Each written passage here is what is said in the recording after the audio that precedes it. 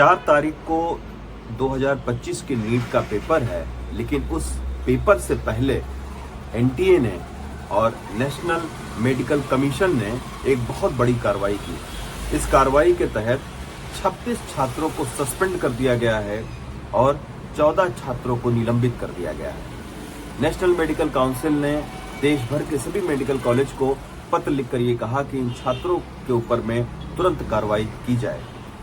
NTA के exam से पहले आखिर इस तरीके की कार्रवाई क्यों की गई?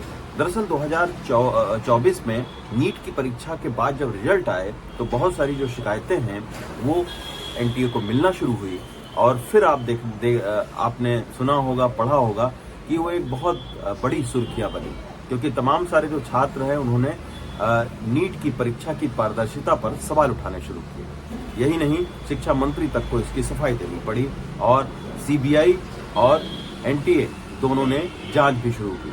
तो उस जांच के बाद में तकरीबन 250 से ज्यादा जो छात्र हैं वो उनकी राडार में आए और ये पता चला अब जांच के बाद में कि उन्होंने अनुचित साधनों का प्रयोग किया।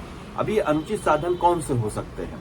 इसी अनुचित साधन के बिना पर जो है वो 40 से ज्यादा छात्रों पर अब कार्रवाई की गई है।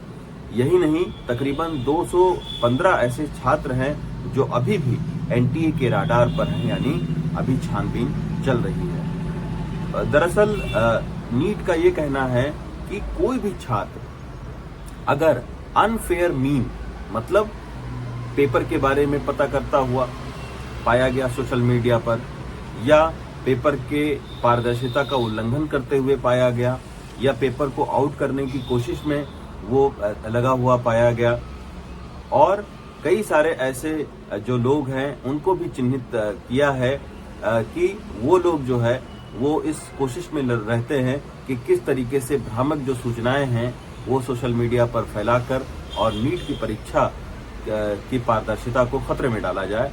तो इन सब के ऊपर में भी जो है वो एनटीए कार्रवाई कर रही है।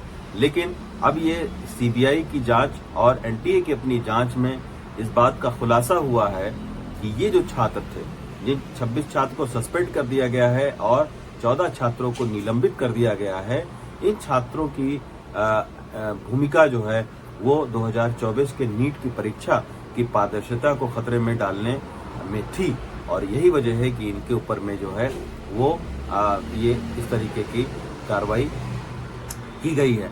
अब ये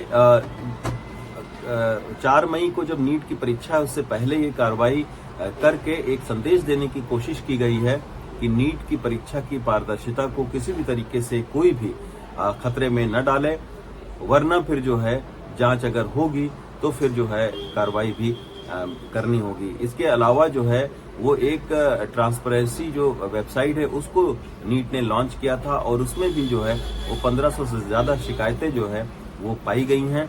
उन शिकायतों की भी जांच हो रही है, क्योंकि ये ऐसी वेबसाइट है जिस पर कोई भी जो है वो शिकायत कर सकता है।